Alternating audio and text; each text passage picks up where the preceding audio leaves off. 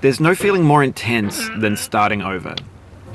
If you deleted your homework the day before it was due, as I have, or if you left your wallet at home and you have to go back after spending an hour in the commute. If you won some money at the casino and then put all your winnings on red but it came up black. If you got your best shirt dry cleaned before a wedding and then immediately dropped food on it. If you won an argument with a friend and then later discovered that they just returned to their original view. Starting over is harder than starting up.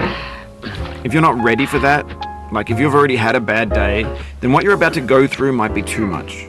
Feel free to go away and come back. I'll be here.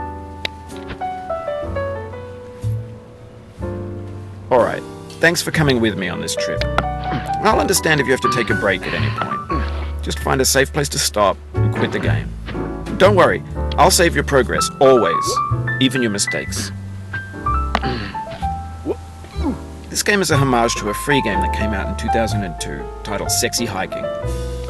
The author of that game was Jazuo, a mysterious Czech designer who was known at the time as the father of B games. And B games are rough assemblages of found objects. Designers slap them together very quickly and freely, and they're often too rough and unfriendly to gain much of a following. They're built more for the joy of building them than as polished products. In a certain way, Sexy Hiking is the perfect embodiment of a B game. It's built almost entirely out of found and recycled parts, and it's one of the most unusual and unfriendly games of its time. In it, your task is simply to drag yourself up a mountain with a hammer. And that act of climbing, in the digital world or in real life, has certain essential properties that give the game its flavor. No amount of forward progress is guaranteed. Some cliffs are too sheer or too slippery. And the player is constantly, unremittingly in danger of falling and losing everything. Anyway, when you start Sexy Hiking, you're standing next to this dead tree that blocks the way to the entire rest of the game. It might take you an hour to get over that tree, and a lot of people never got past it. You prod and you poke at it, exploring the limits of your reach and your strength, trying to find a way up and over. And there's a sense of truth in that lack of compromise. Most obstacles in video game worlds are fake. You can be completely confident in your ability to get through them once you have the correct method or the correct equipment or just by spending enough time. In that sense, every pixelated obstacle in Sexy Hiking is real.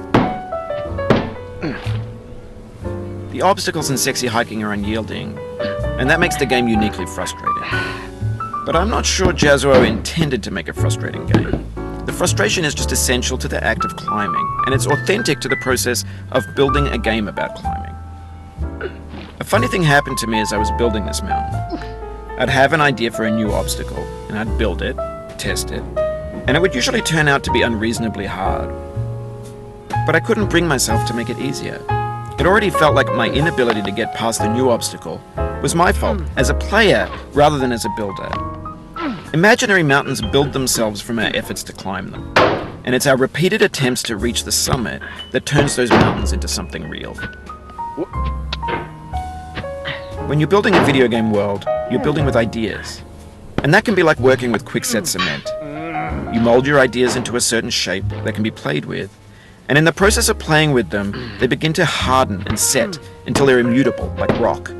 And at that point, you can't change the world. Not without breaking it into pieces and starting fresh with new ideas. For years now, people have been predicting that games would soon be made out of prefabricated objects, bought in a store and assembled into a world. And for the most part, that hasn't happened, because the objects in the stores are trash. I don't mean they look bad or that they're badly made, although a lot of them are.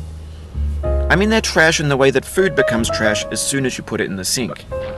Things are made to be consumed and used in a certain context, and once the moment is gone, they transform into garbage. In the context of technology, those moments pass by in seconds. Over time, we've poured more and more refuse into this vast digital landfill that we call the internet.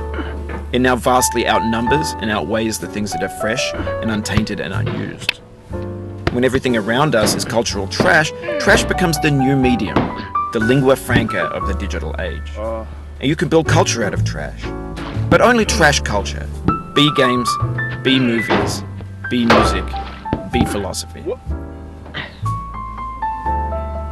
Maybe this is what digital culture is.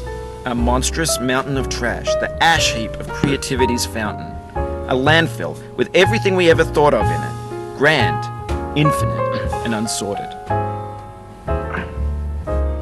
There's 3D models of breakfast, Gen X's fanfic novels, Scan magazines, green screen Shia LaBeouf, banned snuff scenes on LiveLeak. Facebook's got lifelike bots with unbranded adverts and candid shots of Kanye and Taylor Swift mashups, car crash epic failed GIFs, Russian dashcam vids, discussions of McRibs, discarded, forgotten, unrecycled, muddled, rotten, untitled.